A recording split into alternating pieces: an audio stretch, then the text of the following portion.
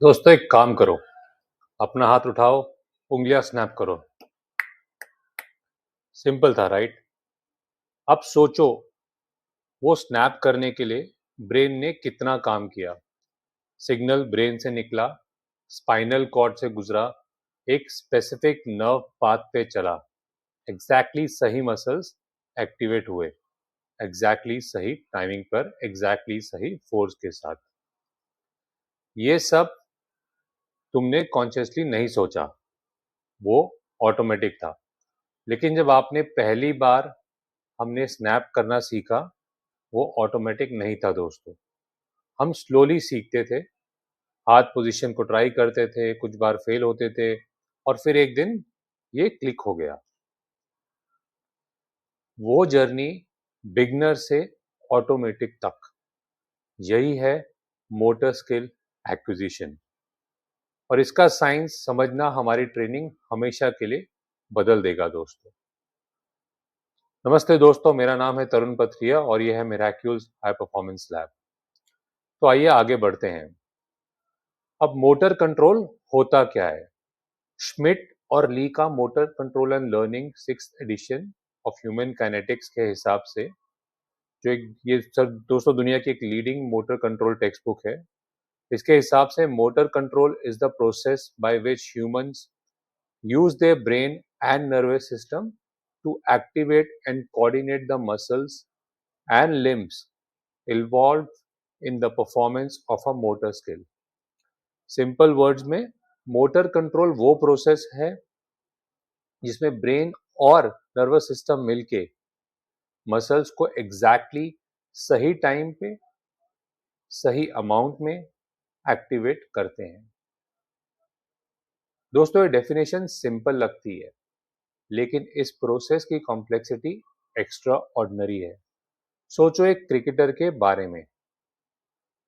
एक 90 kilometre per hour की ball आ रही है, उस क्रिकेटर के पास है सिर्फ 0.45 सेकेंड है दोस्तों। उस सेकेंड में उस बॉल की ट्रेजेक्टरी को प्रोसेस करना है, शॉट डिसाइड करना है, अपनी रिस्पेक्टिव मसल्स को एक्टिवेट करना है, टाइमिंग परफेक्ट करनी है। ये सिर्फ दोस्तों टैलेंट नहीं है, ये है मोटर कंट्रोल। इसे ही कहते हैं मोटर कंट्रोल, जो ट्रेन्ड और रिफाइंड हुआ है प्रैक्टिस के थ्रू। अब आते हैं माइलिन, जो एक ब्रेन का सीक्रेट वेपन है। दोस्तों जब हम कोई स्किल को प्रैक्टिस करते हैं तो हमारा ब्रेन फिजिकली चेंज होता है। इसका रीजन है एक सब्सटेंस जिसे बोलते हैं माइलिन। एक fields RD peer reviewed neuroscience की स्टडी है साइंटिफिक अमेरिकन के अंडर, जो बोलता है myelin is a fatty white substance that wraps around nerve fibres like insulation around an electric wire. तो एक इंसुलेशन की तरह रैप होता है and speeds up signal transmission by up to 100 times compare to unmyelinated fibres.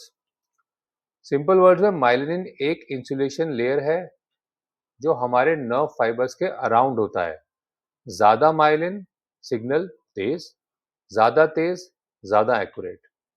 और science ने दोस्तों ये प्रूव किया है कि प्रैक्टिस से माइलिन बढ़ती है। एक PubMed central peer reviewed study है ऑन मोटर स्किल एक्विजिशन, जो बोलता है motor skill acquisition promotes human brain myelin plasticity. वो बोलता है significant increases in myelin were observed in task dependent brain regions following 10 sessions of motor skill training, demonstrating that skill acquisition directly drives myelin growth. Simple word में समझे तो, जब हम कोई movement repeatedly practice करते हैं दोस्तों, उस मूवमेंट के लिए रिस्पॉन्सिबल नर्व पाथ जो है, जो फिजिकली थिकर और फास्टर हो जाता है। जैसे कि एक परफेक्ट कवर ड्राइव प्रैक्टिस करो तो ब्रेन उस एग्जैक्ट मूवमेंट के लिए बेटर वायर्ड हो जाता है। अब यहाँ एक इंपॉर्टेंट नुआंस है दोस्तों, जिसे हम समझते हैं। प्रैक्टिस को कोई भी प्रैक्टिस माइलिन नहीं बढ़ाती दोस्तों, सिर्फ करेक्ट प्रैक्टिस से ही माइलिन बढ़ता है। तो अगर हम गलत टेक्निक के साथ प्रैक्टिस कर रहे हैं, हजारों बार प्रैक्टिस कर रहे हैं, हम गलत पैटर्न को माइलिनेट कर रहे हैं दोस्तों। फिर उससे अनलर्न करना डबल मेहनत का काम है। तो प्रैक्टिकली अगर इसको देखा जाए तो क्वालिटी बिफोर क्वांटिटी जैसे हम बोलते हैं, तो पहले हमको सही करना है, पहले सही करें फिर ज्यादा करें। जैसे कि करेक्ट 100 बॉल अगर आप करेंगे वो गलत 1000 बॉल से बेटर है दोस्तों। अब हम समझते हैं 3 stages of skill learning. Her skill 3 stages में सीखी जाती है। फिट्स एंड पॉस्टनर ह्यूमन परफॉर्मेंस 1967 की स्पोर्ट्स साइंस में आज भी गोल्ड स्टैंडर्ड मॉडल है ये। वो 3 स्टेजेस हैं दोस्तों, कॉग्निटिव, एसोसिएटिव एंड ऑटोनॉमस। तो पहला स्टेज जो है वो है कॉग्निटिव स्टेज। ये वो स्टेज है जब हम पहली बार कोई चीज सीख रहे होते हैं दोस्तों। हम हर चीज कॉन्शियसली सोच रहे होते हैं जो हम सीख रहे हैं उसके बारे में। हम हमारे हाथ कहाँ हैं, पाँव कहाँ हैं, कब जंप करना है, कब नहीं करना है। बहुत मेंटल एफर्ट लगता है उस टाइम पे और मिस्टेक्स ही बहुत होती हैं, पर ये नॉर्मल है और ये जरूरी भी है। दूसरा स्टेज आता है एसोसिएटिव स्टेज, जहाँ पे अब तक हमारे पे बेसिक्स आ गए हैं, अब हम रिफाइन कर रहे हैं उसके ऊपर। मिस्टेक्स धीरे धीरे और कम हो रही हैं और मूवमेंट हमारा स्मूदर हो जा रहा है, लेकिन अब भी कॉन्शियस एफर्ट लगता है वो करने में। तो ये वो स्टेज है जहाँ ज्यादातर लोग महीनों तक रहते हैं दोस्तों, जब उनके बेसिक्स आ गए हैं और अब वो नेक्स्ट लेवल में बढ़ने की कोशिश कर रहे हैं। अब स्टेज 3 होता है ऑटोनोमस स्टेज।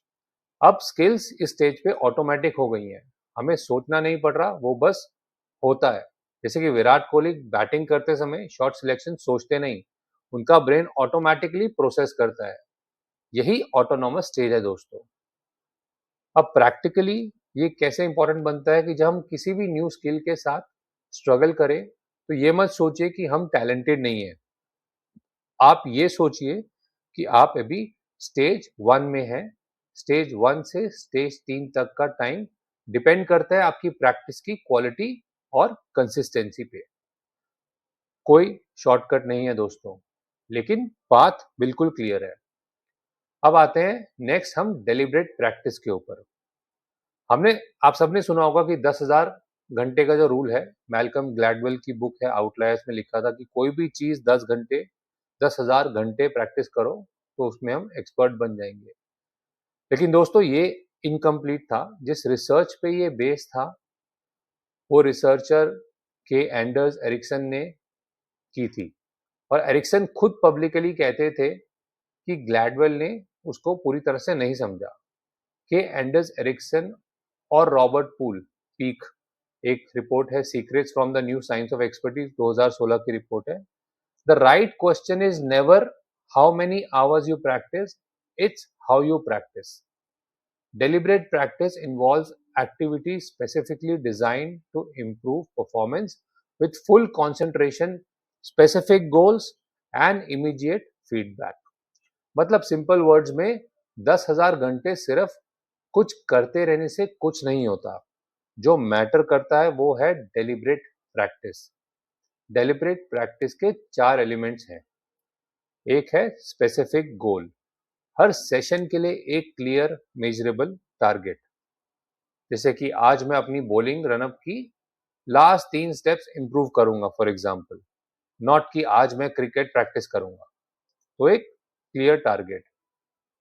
दूसरा है full concentration, distraction free practice, phone बंद।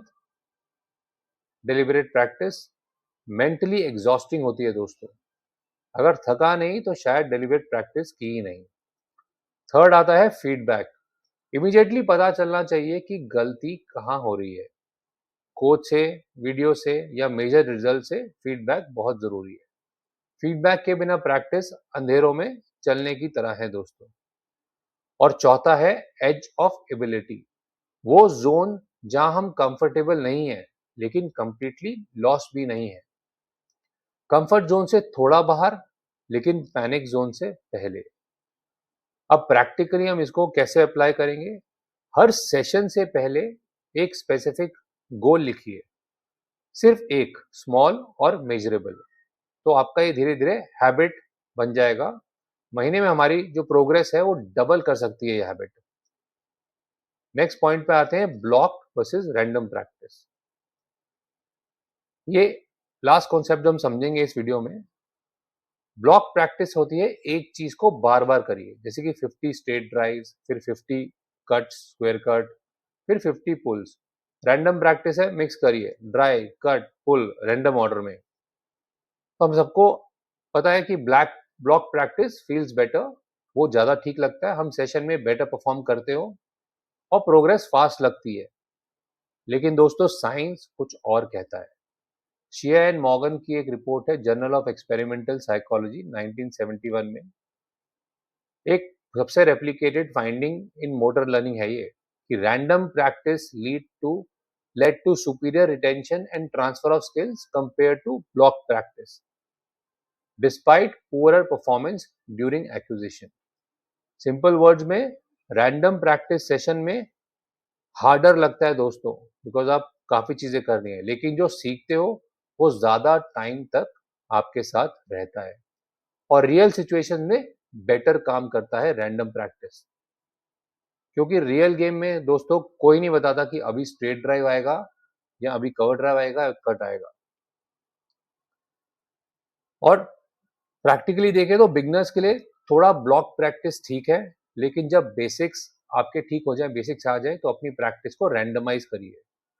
आप स्लोअर फील करेंगे लेकिन डीपर सीखेंगे दोस्तों। तो आइए अब समराइज करते हैं आज हमने क्या सीखा। तो नंबर 1, मोटर कंट्रोल वो प्रोसेस है जिसमें ब्रेन और नर्वस सिस्टम मिल के मूवमेंट को परफेक्टली एग्जीक्यूट करते हैं। नंबर 2, प्रैक्टिस से माइलिन बढ़ती है, नर्व सिग्नल्स तेज और एक्यूरेट होते हैं, लेकिन सिर्फ करेक्ट प्रैक्टिस से दोस्तों। गलत रेप्स, गलत पैटर्न्स माइलिनेट करते हैं, तो उसे अवॉइड करिए। नंबर 3, स्किल लर्निंग 3 स्टेजेस में होता है, cognitive, associative and autonomous. Stage 1 में स्ट्रगल करना नॉर्मल है। आते हैं नंबर 4 पे, 10,000 आवर्स का रूल, घंटे का रूल, इनकम्प्लीट है दोस्तों वो। डेलिब्रेट प्रैक्टिस जिसमें स्पेसिफिक गोल, फुल फोकस हो आपका, फीडबैक मिले, एज ऑफ एबिलिटी, यही सही स्किल डेवलपमेंट है दोस्तों। तो हर सेशन के पहले एक स्पेसिफिक गोल रखिए, करेक्ट टेक्निक पे फोकस करिए, फिर वॉल्यूम की तरफ जाइए। दोस्तों इस वीडियो में शेयर की गई इंफॉर्मेशन एक एजुकेशन पर्पस के लिए ही है। अगर आप किसी न्यूरोलॉजिकल कंडीशन या मूवमेंट डिसऑर्डर से डील कर रहे हैं, तो प्लीज एक क्वालिफाइड न्यूरोलॉजिस्ट या स्पोर्ट्स मेडिसिन स्पेशलिस्ट से कंसल्ट करिए। इस चैनल का पर्पस है साइंस को एक्सेसिबल बनाना, ना कि प्रोफेशनल मेडिकल गाइडेंस रिप्लेस करना नहीं है दोस्तों। तो अगर आपको ये वीडियो अच्छा लगा तो प्लीज़ अपने दोस्तों से शेयर करिए और ऐसे और ज़्यादा वीडियो के लिए सब्सक्राइब करिए मिरेकल्स हाई परफॉर्मेंस लैब। नमस्ते दोस्तों, थैंक यू।